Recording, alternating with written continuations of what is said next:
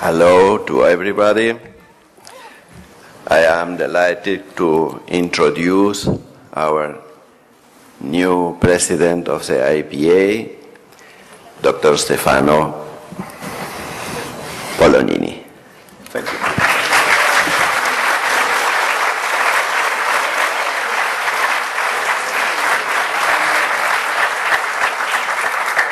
I thank Juan Carlos Weissman, the treasurer of the IPA, and also I want to thank all those who were engaged in panels and who interrupted their work. They will continue after this presentation, but thank you for being here.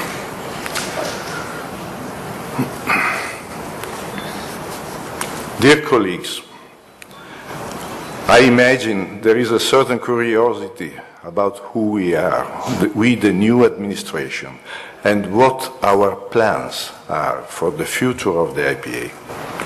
We are here today to tell you. First, however, allow me to express our thanks to our Czech colleagues who have welcomed us to this beautiful Mitteleuropäische city so miraculously preserved in spite of wars and dictatorships, much the same as psychoanalysis, allowing us to rediscover the atmosphere of the origins. It was near here in Przybor that Freud was born, and it is from here, 157 years later, that we set out once more towards our future. Even though this speech is part of traditional protocol on these occasions, on a more informal note, I wish to openly express to you all how deeply moved and honored I feel to be taking on these institutional functions, together with the Vice President Alexandra Billinghurst, the Treasurer Juan Carlos Weissman, and their representatives of the IPA Board. I express our shared gratitude for the trust you have placed in us and our desire to work with the utmost commitment to develop psychoanalysis and the IPA, this great association that has united us for over a century from so many points of view: historical, scientific, educational, professional, organizational, and identitary. We feel a sense of continuity with the values of those generations of officers who have preceded us, and we will combine our analytic passion and our love for this shared home of ours with the sense of responsibility that is needed to manage such a large, well-structured and prestigious institution. Since the time available to us here today is limited, and this is an immensely valuable opportunity to convey to all of you in person our overall vision, inspirational principles, and at least some details of our plans for the future, I will come straight to the point in addressing some fundamental issues. A general overview. We live in an era that is profoundly different from the ones that came before, characterized by a speed of information and of communication that has completely transformed the way we relate to one another. In a few short years, there have been radical changes in political and educational systems, in the pace of everyday life, in sexual habits, in agreements for the cohabitation and separation of couples, families, and work groups, in the core values shared by different communities, in the new social characterization and multi-stratifications, as well as the increasingly diversified and dynamically interactive cultural and ethnic identities. It is by no means a coincidence that we have decided to entitle the next IPA Congress in Boston 2015, Changing World, the shape and the use of psychoanalytic tools today. While our era offers extraordinary positive opportunities, it also exposes us to undeniable risks in terms of identitary confusion, loss of contact with reality, and consequent imbalances or reactive defensive entrenchment. It is an era with fewer wars in the developed world, but with rampant, far-reaching destructiveness that is now chronic, tied to drugs, terrorism, and legalized, commercialized perversions. The attack on thought has taken on new forms, more sophisticated than the generically repressive ones that prevailed in the past.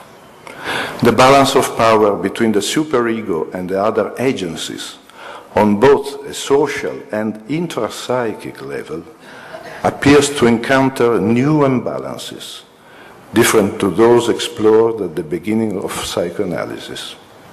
New pathologies present themselves in our consultation rooms, requiring a level of understanding and continuous theoretical and technical adaptation that is not always easy for the analyst. The acceptance of physiological dependence in analysis, as in life in general, has diminished, perhaps a result of defenses and the different investments and narcissistic organizations in a world in which the basic objects are missing or disappear, mainly for reasons of work, much earlier than in the past, with respect to the primary physiological functionality and the continuity of relations necessary to babies. The duration and rhythm of treatments today are jeopardized by these new defenses, and it is not uncommon that, in many cases, analysts have to begin treatment with a reduced frequency to then lead the patient progressively towards a regular analytic regime suited to their needs and to the method.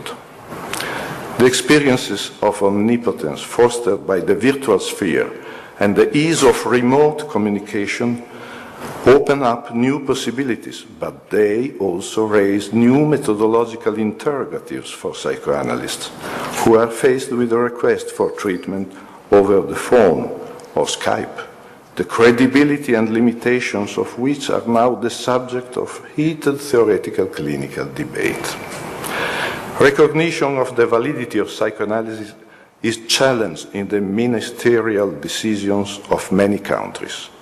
Universities seem to dedicate an overwhelming number of teaching posts to behaviorist school, and competition from professional psychotherapeutic associations with much lower training and professional standards than those of the IPA is ubiquitous and pervasive. Despite all this, the positive resources that are available to psychoanalysis and the IPA are such as to allow us a feeling of well-founded regard for ourselves, our method, and our future. We are sustained by the strength of the psychoanalytic idea, by the evidence of the existence of the unconscious, of transference, of defenses, of the process and the transformations that are set in motion where two people meet regularly and learn to work together to develop thoughts, affects, and shared exchanges within a regime of cognitive and relational honesty. We are sustained by the strength of experience, which for each one of us has its roots in a personal analytic story that more often than not has changed our lives. Yes, psychoanalysis has changed our lives as human beings, and this is something far too intense to be forgotten or denied or lost. Like a new complex instinct, this experience naturally leads us to provide listening, attunement, resonance, understanding, shared work, and interpretative formulation from generation to generation. Much like parents who, having been cared for and nurtured as children, love to care for and nurture their newborns. We are sustained by a tremendous wealth of research and theoretical and clinical knowledge passed down for over a century now. Some oft-repeated citations in our papers which refer to the thinking of a certain genius born not far from here in 1856, do not help us so much to climb the ranks of the impact factors, but they reward us with a compact factor effect that unites our scientific community, like a single trunk that supports the foliage of a flourishing and many-branched tree, yet one that is sure of its origin and its solid roots.